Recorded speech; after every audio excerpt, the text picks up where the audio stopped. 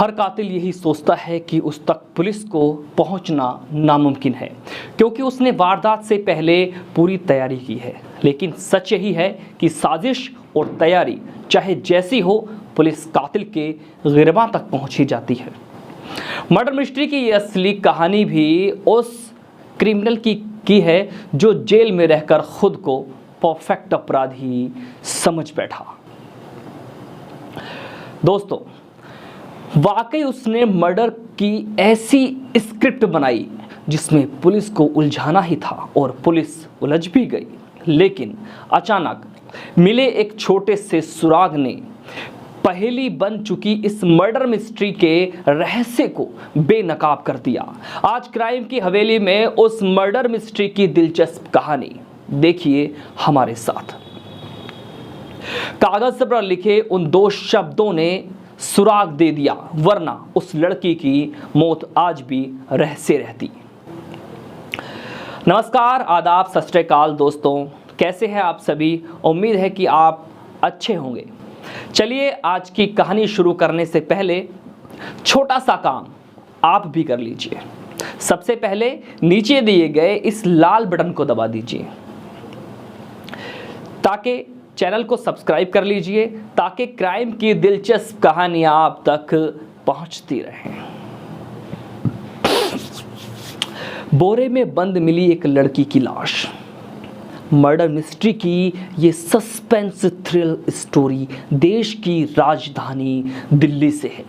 दिल्ली का साउथ इलाका बेहद पोश माना जाता है। उस समय सर्दियां पड़ रही थीं, लेकिन उतनी भी ठंड नहीं थी जितनी दिल्ली में पड़ती है। तारीख 25 फरवरी 2019 दोपहर का वक्त था। करीब 3:40 पर दिल्ली पुलिस कंट्रोल रूम में एक सूचना मिली। कॉलर ने बताया कि दिल्ली के सरिता विहार के पास रेलवे ट्रैक किनारे बोरे में एक लड़की की लाश मिली है। चूंकि दिल्ली में महिला सुरक्षा का मुद्दा हमेशा से बड़ा रहता है, खास तौर पर साल 2012 में निर्भया कांड के बाद से और भी ज़्यादा, इसलिए ये सूचना मिलने के तुरंत बाद सीनियर अधिकारी से लेकर थाने की पुलिस मौके पर पहुंचती है। दोस्तों, उसी बोरे से करीब 24 साल की एक लड़की की लाश को बरामद किया जाता है। लड़की जीन्स और कुर्ती पहने हुई थी। चूंकि अभी मौसम में ठंड थी, इसलिए बॉडी ज़्यादा सड़ी गली नहीं थी। हालांकि देखने से ही लग रहा था कि लाश 1 या 2 दिन पुरानी जरूर है। लाश की हालत को देखकर पुलिस को शक हो गया कि कहीं ना कहीं उसके साथ दरिंदगी हुई है। गले और चेहरे पर भी खरोंचने के निशान मिले थे। जिसने कत्ल की साजिश रची उसी का हो गया मर्डर। रिश्तों के खून में लिपटा क्राइम की अजीब कहानी। शुरुआत में ये केस बेहद ही आसान था। वैसे ब्लाइंड मर्डर केस में किसी लाश की पहचान करना मुश्किल होता है, लेकिन ये केस काफ़ी अलग था। पुलिस हमेशा किसी भी शव की पहचान कराने के लिए सबसे पहले उसके कपड़ों की तलाशी लेती है, शरीर पर ऐसे निशान तलाशती है जिसके आधार पर पहचान हो सके। तो दोस्तों, लेकिन पुलिस शुरुआत में जितना उसे ब्लाइंड मर्डर केस मान रही थी, असल में ये उतना नहीं था। क्योंकि जैसे ही महिला पुलिसकर्मियों ने उस लड़की के लाश की तलाशी ली, उसकी जीन्स की पड़ताल की, तो उसमें से एक लेटर भी मिला, साथ में उसका फ़ोन नंबर भी मिल गया। अब फ़ोन और लेटर देखकर पुलिस को थोड़ी हैरानी भी हुई, लेकिन सुराग तो सुराग है।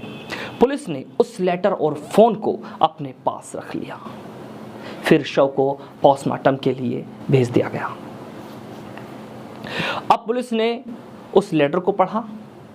लड़की ने उस लेटर में अपनी हत्या का शक जताया गया था और कातिल का पता भी दे दिया था। उस लेटर में लिखा था, मैं सिमरन अंबेडकर नगर की रहने वाली हूँ। दिल्ली में संत नगर बुराड़ी के रहने वाले आरुष और मैं दोनों आपस में प्यार करते हैं। मुझे पता नहीं था कि आरुष पहले से शादीशुदा है। आरुष के माता पिता नहीं चाहते थे कि मैं उससे मिलूं। आरुष के परिवार की वजह से मेरी ज़िंदगी बर्बाद हो गई। आरुष भी अपनी माँ से मिल गया है। आरुष, उसके दो और दोस्त मुझे डरा रहे हैं। वो काफ़ी समय से धमका भी रहे हैं। मुझसे पैसा मांग रहे हैं। उन लोगों ने मेरा अश्लील वीडियो भी बना लिया है। उससे ब्लैकमेल कर रहे हैं। अगर मेरी हत्या कर दी जाती है तो ये तीनों लड़के ही मेरी मौत के जिम्मेदार होंगे। उन तीनों के नाम और मोबाइल नंबर भी इसी में लिख रही हूँ। चलिए दोस्तों, पुलिस को उस लेटर में तीनों का नाम, पता, नंबर भी मिल गया। ये लेटर काफ़ी बारीकी से जीन्स में छुपाया गया था ताकि ये भी लगे कि उसे जानबूझकर नहीं रखा गया है। अब ये जानकारी मिलते ही पुलिस सिमरन के अंबेडकर नगर वाले पते पर संपर्क करती है। वहाँ उसके पिता से जानकारी भी मिलती है। ये पता चलता है कि सिमरन 25 फरवरी 2019 से ही लापता हो गई है। काफ़ी तलाश के बाद नहीं मिली तो थाने में रिपोर्ट दर्ज कराई थी, क्योंकि काफ़ी तलाश की गई थी सिमरन की, नहीं मिल पाई। अब लड़की की पहचान के बाद दूसरी सबसे बड़ी बात थी कि कहीं ये लेटर जानबूझकर किसी को फंसाने के लिए तो नहीं लिखा गया है, क्योंकि जिसकी हत्या की गई है उसकी जेब से ये लेटर मिलता है। पुलिस भी चौंक रही थी। इसीलिए पुलिस ने लड़की के पिता से उसके हैंडराइटिंग पहचानने को कहा। पिता उस लेटर को देखते ही रोने लगा। उन्होंने बताया कि हाँ, ये लिखावट मेरी बेटी की ही है। अब पुलिस को ये केस बड़ा आसान लगा, इसीलिए पुलिस ने तुरंत उसमें लिखे आरुष नामक युवक के पते पर पहुंचती है। घर वालों से पूछताछ होती है। आरुष कहीं बाहर गया होता है। उसके बाद पुलिस उस जगह पर पहुंचकर उसे हिरासत में ले लेती है। पोस्टमार्टम रिपोर्ट में लड़की से सामूहिक घटनाक्रम के बाद हत्या की पुष्टि। इसी बीच पुलिस के सामने लड़की की पोस्टमार्टम रिपोर्ट भी आती है।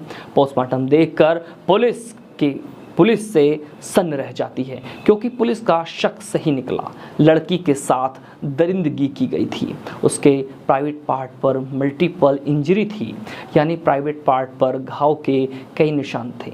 उसके साथ सामूहिक गंदा काम किया गया था। इसके बाद थी उसकी गला घोंटकर हत्या की गई थी।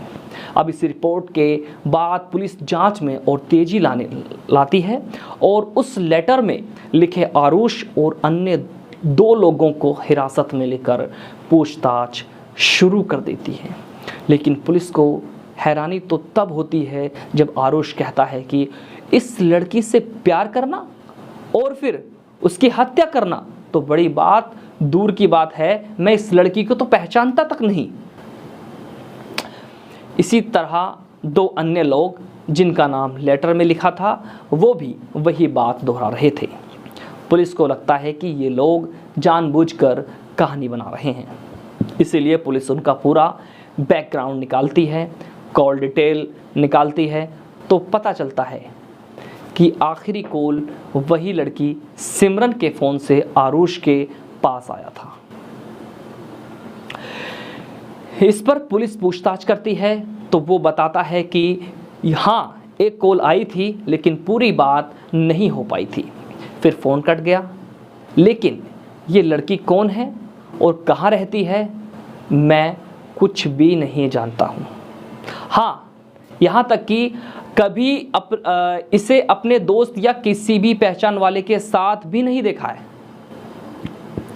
कई घंटों की पूछताछ के बाद पुलिस मरने वाली लड़की और आरुष की पिछली कई महीने की फ़ोन की कॉल डिटेल निकालती है। उसमें चेक करती है तो ये बात सही साबित होती है, क्योंकि इससे पहले कभी भी दोनों में बात नहीं हुई है। इस तरह पुलिस की जांच फिर से वहीं पहुंच जाती है जहां से शुरू होती है, और फिर ये केस और भी उलझने वाला हो जाता है। अब पुलिस सर्विलांस और सीसीटीवी की मदद से मामले की जांच शुरू कर देती है। सीसीटीवी और सर्विलांस से भी पुलिस को नहीं मिला सुराग। दिल्ली के सरिता विहार से रेलवे लाइन के किनारे जहां लड़की का शव मिला था, उसके आसपास वाली रोड की सीसीटीवी फुटेज की पुलिस जांच करती है। इस दौरान एक बड़ा सुराग मिलता है जिसमें एक संदिग्ध होंडा सिटी कार देखी गई है। अब इस कार के बारे में पता लगाया गया तो जानकारी मिली कि इस कार को पूरे दिन के लिए रेंट पर बुक किया गया था। अब पुलिस उस कार को बुक करने वाले की तलाश में थी, लेकिन कोई खास सुराग नहीं मिल पाया। इसी बीच पुलिस ने सिमरन के 24 और 25 फरवरी की कॉल डिटेल भी निकाली, जिसमें एक ऐसा नंबर मिला जिस पर सिमरन की पहले कभी बात नहीं हुई थी और दोनों फोन की लोकेशन सरिता विहार में ही थी। लेकिन वो नंबर यूपी के मुजफ्फरनगर का था और जिस पते और नाम पर उस सिम कार्ड को खरीदा गया था वो फर्जी निकला। हैरानी वाली बात है ये थी कि उस नंबर से सिर्फ सिमरन को ही कॉल किया गया था। इसके अलावा उस नंबर से अन्य किसी को भी कभी कॉल नहीं किया गया था। इस तरह पुलिस को सर्विलांस और सीसीटीवी से भी कोई ठोस सुराग नहीं मिल पाया। अब पुलिस के लिए भी यह कैसा और भी सरदर्द बनता जा रहा है। इस तरह किसी तरह से कोई सबूत नहीं मिलने से पुलिस अभी उधेड़-बुन में लगी थी। उस समय लड़की के पिता भी लगातार ये पता लगाने में जुटे थे कि अगर उनकी बेटी किसी को प्यार करती थी और उसको ब्लैकमेल किया जा रहा था तो कुछ ना कुछ उसने कहीं लिखकर जरूर छोड़ा होगा। इसके अलावा बेटी के लेटर की हैंडराइटिंग चेक कराने के लिए भी उन्होंने उसकी कई कॉपियां और डायरी देखी थी। उन्हीं में से एक डायरी में सिमरन के पिता को 2 शब्द लिखे मिले। पहला शब्द था प्रसाद, दूसरा शब्द था जॉब और फिर एक मोबाइल नंबर लिखा हुआ था। इस नंबर पर पिता ने कॉल किया, पूछा कि बेटी ने कभी जॉब के लिए फ़ोन किया था क्या। तो उधर से जवाब मिला कि हाँ, वो सिमरन को जानता हूँ, लेकिन 20 से 25 दिन पहले फ़ोन पर नौकरी को लेकर उसकी बात हुई थी। फिर कोई बात नहीं हुई। लेकिन जिस तरीके से पहली बार में फ़ोन आते ही उस शख्स की आवाज़ लड़खड़ाई, उससे सिमरन के पिता को शक हो गया। उन्होंने उस नंबर और प्रसाद के बारे में पुलिस को भी जानकारी दी। पुलिस ने उस नंबर की पड़ताल की तो पता चला कि वाकई ये घटना से 20 दिन पहले ही उस नंबर पर सिमरन से बात हुई थी, लेकिन चूंकि वो नंबर भी शक के दायरे में था, इसीलिए पुलिस ने कोई बड़ा सुराग नहीं मिलने की स्थिति में इस पर भी दांव खेला। उस नंबर की लोकेशन निकाली, खासकर घटना वाले दिन की। तब पता चला कि ये नंबर और उस लड़की का नंबर उसी लोकेशन पर था। जब पुलिस उसकी डिटेल निकालकर उसे हिरासत में लेती है, पहले तो वो कई घंटे तक इधर उधर की बात कर रहा था। उसी बीच पुलिस को घटना वाले दिन होंडा सिटी कार को रेंट पर लेने वाले की जानकारी मिल जाती है और उन्हें भी जब हिरासत में लिया गया तो केस ही खुल गया। दोस्तों, इसके बाद जो कहानी निकलकर सामने आई उससे साफ हुआ कि इस पूरी घटना में ना उस सिमरन का कोई लेना देना था और ना ही लेटर में लिखे उसे आरुष का। पूरी कहानी कुछ और थी। असल में जिसका नाम सिमरन की डायरी में प्रसाद लिखा था, उसी का पूरा नाम दिनेश प्रसाद था। घटना से कई महीने पहले ही वो चोरी के एक मामले में तिहाड़ जेल गया था। जिस बैरक में दिनेश का बंदा था उसी में मर्डर का आरोपी धनंजय और बुराड़ी से पकड़ा गया बंटी भी था। यहाँ पर दिनेश और धनंजय अच्छे दोस्त बन गए और जेल में ही धनंजय और बंटी की लड़ाई हो गई। ये भी पता चला कि बंटी के परिवार के पास अच्छी खासी प्रॉपर्टी है।